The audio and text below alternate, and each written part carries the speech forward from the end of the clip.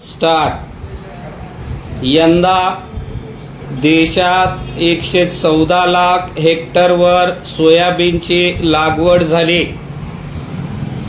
गेल्या हंगामात 118 लाख हेक्टर क्षेत्र सोयाबीन लागवडीखाली होते।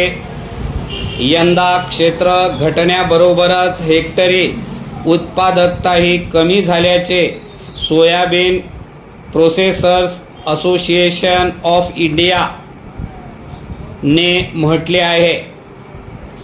अतिवृष्टीमुळे यंदा सोयाबीनचे उत्पादन 17% कमी होऊन 105 लाख टनांवर स्थिरावेल असा अंदाज सोपाने व्यक्त केला आहे। सोयाबीनची उत्पादकता यंदा प्रति हेक्टर 929 किलो असेल अशी शक्यता आहे। मागील हंगामात हेक्टरी उत्पादकता 1063 किलो होती।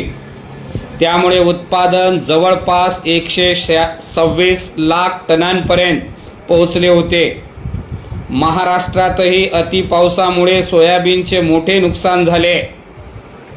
सोयाबीनला पाने खाणाऱ्या अळीबरोबरच मोझॅक रोगांचा प्रादुर्भावही झाला।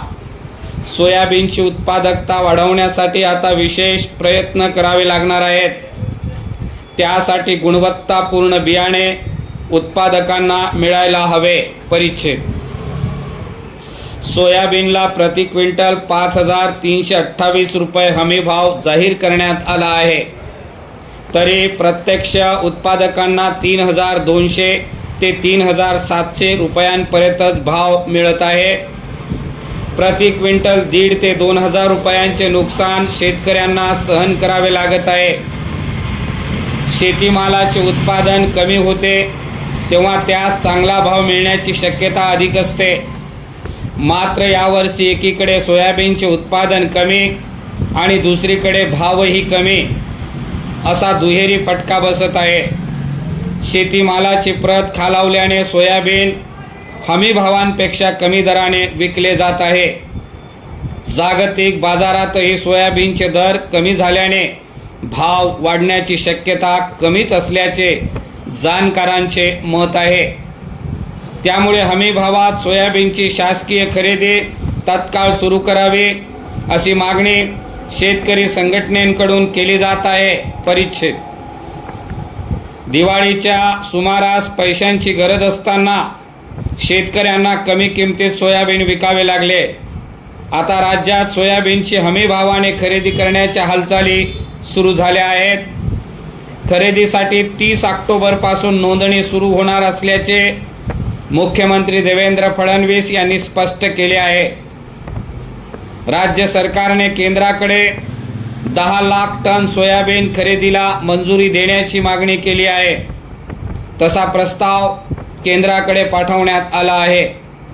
देशातील सोयाबीन उत्पादनात यंदा 15 ते 20% घट आल्याने चांगल्या दराची शेतकऱ्यांना अपेक्षा होती। मात्र हमी भावांपेक्षा खूपच कमी किमतीत सोयाबीन विकावे लागत आहे।